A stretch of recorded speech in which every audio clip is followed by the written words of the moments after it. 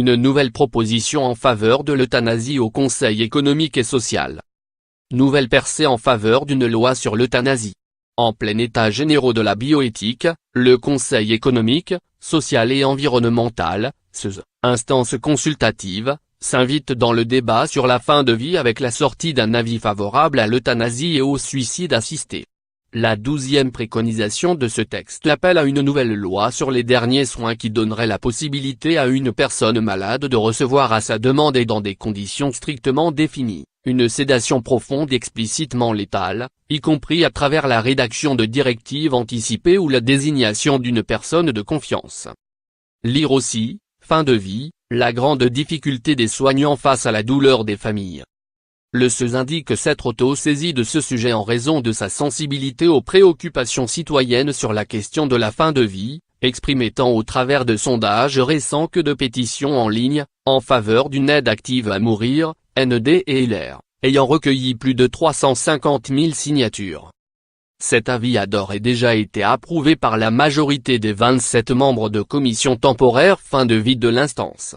Son rapporteur, Pierre-Antoine Gailly, le vice-président de la section de l'économie et des finances du CESE, précise néanmoins que quelques membres de la commission, moins de 5, se sont abstenus en raison de leur désaccord avec l'instauration d'une aide active à mourir. Leurs points de dissensus ont été ajoutés dans le rapport.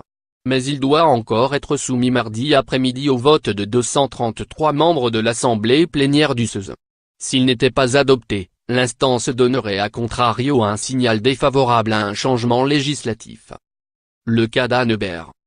Ce droit à des derniers soins serait soumis à des conditions et serait assorti d'une clause de conscience pour permettre à tout médecin de refuser de pratiquer l'acte d'euthanasie. La demande d'une aide active à mourir devrait notamment être réitérée dans un délai minimal de 48 heures après la formulation initiale et rédigée par écrit. Elle ne pourrait s'appliquer qu'aux personnes en souffrance atteintes d'une affection incurable, en phase avancée voire terminale. Mais l'avis évoque également la possibilité de faire référence à une limite maximale de pronostic vital de 6 mois pour demander l'euthanasie. Autrement dit, l'euthanasie ne serait pas réservée aux personnes au dernier jour de leur existence mais pourrait s'appliquer à des cas comme celui d'Anne Hébert. Cette romancière atteinte de la maladie de Charcot qui avait plaidé à l'automne dernier pour la liberté de choisir sa fin de vie en France avant de partir se faire euthanasier dans un hôpital belge. Pierre-Antoine Gailly raconte avoir été personnellement en contact avec des personnes atteintes par cette maladie dégénérative incurable mais souligne que cet avis n'a pas été rédigé sous emprise émotionnelle forte. Le CESE relève la persistance de situations dramatiques. La commission fin de vie du CESE justifie d'ailleurs son appel à la création d'un nouveau droit par la persistance de situations dramatiques, soit des demandes d'euthanasie qui ne rentrent pas dans le cadre de la loi actuelle.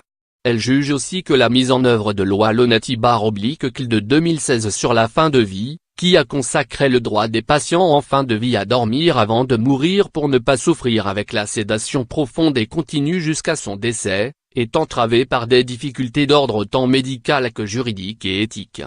L'avis fait enfin état des sondages qui montrent depuis plus de 15 ans que la grande majorité des Français est favorable à une évolution de la législation consistant à autoriser le médecin à mettre fin, sans souffrance, à la vie des personnes qui en feraient la demande. Les autres préconisations du texte sont largement dédiées au développement des soins palliatifs en France. L'avis insiste notamment sur la nécessité d'accroître et mieux répartir au plan territorial l'offre de soins palliatifs, d'exclure ces soins à l'hôpital de la tarification à l'activité, T2A, pour mieux prendre en compte leurs spécificités ou encore de lever les obstacles à la prise en charge palliative de ville, en améliorant le financement des soins palliatifs à domicile. En donnant cette double orientation à son avis, la commission fin de vie du CESE voudrait abolir les frontières qui séparent les défenseurs des soins palliatifs et les partisans d'une législation de l'euthanasie. L'utilisation des expressions derniers soins et sédation profonde pour évoquer une aide active à mourir reflète d'ailleurs cette volonté d'envisager dans une continuité les soins palliatifs et un geste médical létal. Donner la mort n'est pas un soin. Cette approche est jugée scandaleuse par la Société française d'accompagnement et de soins palliatifs, SFAP. Qualifier l'euthanasie de dernier soin, c'est un oxymore. Donner la mort n'est pas un soin. C'est un geste en contradiction totale avec la philosophie des soins palliatifs, censure Jeanne de La Tour, présidente de la Société française d'accompagnement et de soins palliatifs, SFAP.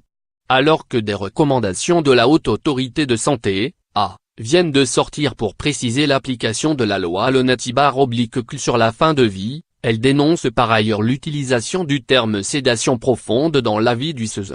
Aujourd'hui, il est très clair que l'objectif de cette sédation dans la loi Lonati-CLU n'est pas d'entraîner la mort. Cet avis du SES risque d'entraîner une nouvelle confusion, s'inquiète-t-elle. Lundi soir, l'avis a également été dénoncé, avant même sa sortie, par Monseigneur Pontier, dans son allocution au Collège des Bernardins, en présence du président Emmanuel Macron. Peut-on qualifier de dernier soin l'acte de se donner la mort? Interrogé. Il y a des limites et des confusions que l'on ne saurait franchir.